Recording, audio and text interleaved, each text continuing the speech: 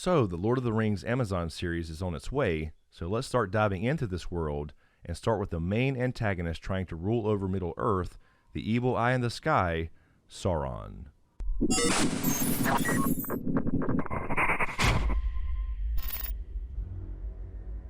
And by the way, if you like these types of videos and want to know more history and lore for your favorite franchises, be sure to leave a like and be sure to hit that subscribe button below so you won't miss anything.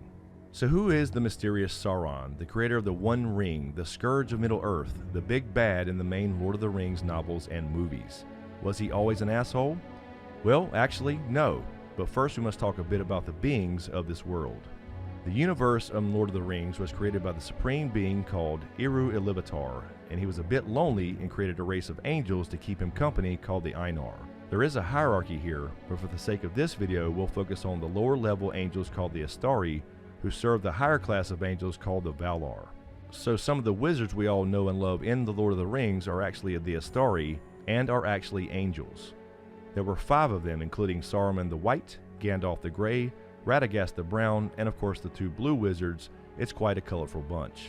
Ainur and his angels sang a perfect harmony to create the world, but there's always that one, a Valar named Melkor, the cousin Eddie of the Ainur, and he decided he wanted his own label and changed the song out of harmony, dropping his own mixtape, essentially creating all of the evil and suffering in the world.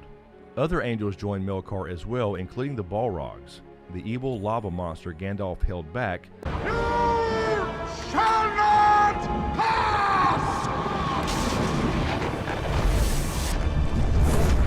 So that lava monster was actually an angel. Melkor also created dragons, trolls, among other evil creatures with this mixtape, and other angels created their own sentient beings as well, while Ainur himself created the men and elves. Now enter Sauron, belonging to another class of angels called the Maiar, and he worked for Melkor as his lieutenant, aka his personal assistant. Sauron was known by many names: the Nameless Enemy, the Lord of Gifts, and of course the Lord of the Rings. He was originally a Maiar himself, who served a smith of the Valar named Arul, and his original name was Myron until he later joined Melkor, where he would become corrupted. Melkor would go to Middle-earth and establish his stronghold, and would later be renamed Morgoth. Sauron was one of the most powerful Maiar and escaped the battle known as the War of Powers, when the Valar would seize Melkor and would later establish his own stronghold during the First Age as his master Melkor corrupted men. At this point, being supernatural, he could take any form, including that of a werewolf or a vampire.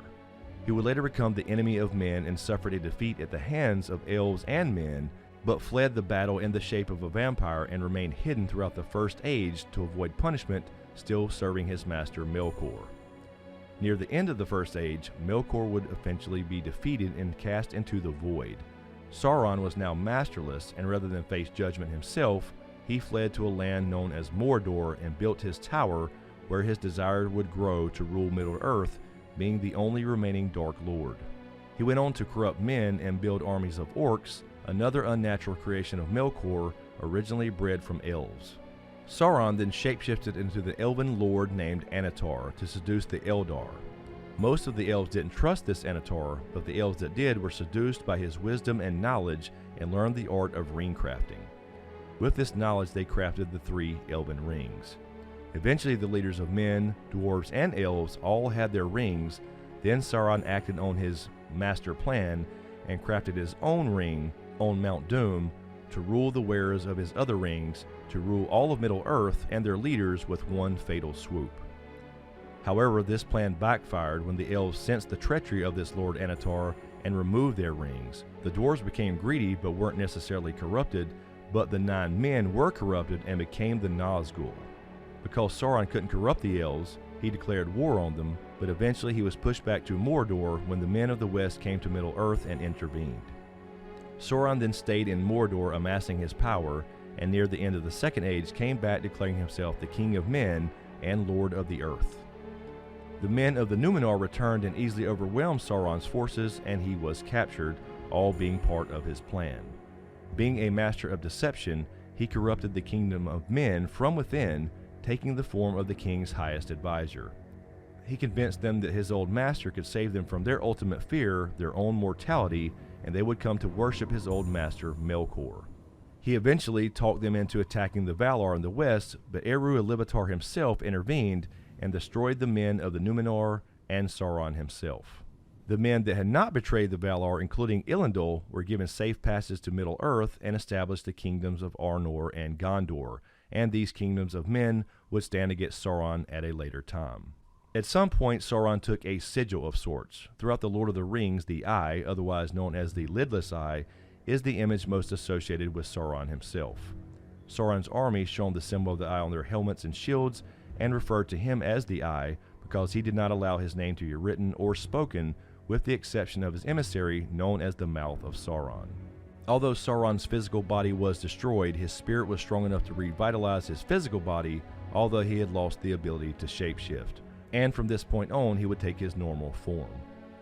In the last years of the Second Age, Sauron learned that Ainulindalë still lived and waged war against the men, but High King Gil-galad of the Elves helped in the war, and the Dark Lord was defeated once again when Isildur cut the Ring of Power from Sauron's hand that ended the Second Age. So enter the Third Age, and it's still unknown if Sauron ever took physical form again, but as long as the One Ring remained, lost by Isildur, found by Smeagol, and eventually ending up with Frodo Baggins, Sauron's spirit endured, and the rest, as they say, is history. And this is the story most of us are familiar with, that began over 1,000 years after his defeat. He would bide his time and return once again. Anyway, guys, that is a basic overview of Lord of the Rings, our big bad, eye in the sky, Sauron. There are certainly a lot more details in this time period as well, but this is more of an overview of Sauron himself and his history. So let me know what you think in the comments below. As usual, thank you for all the support, especially you guys on Patreon, and a huge shout out to my executives, Patreon SmokeScreen producers. And if you dig what I do here, please give these videos a like, comment, and a share. And of course, be sure to subscribe to get everything, and click that notification bell so you're notified when I drop a new video. So thanks for watching, and we'll see you next time.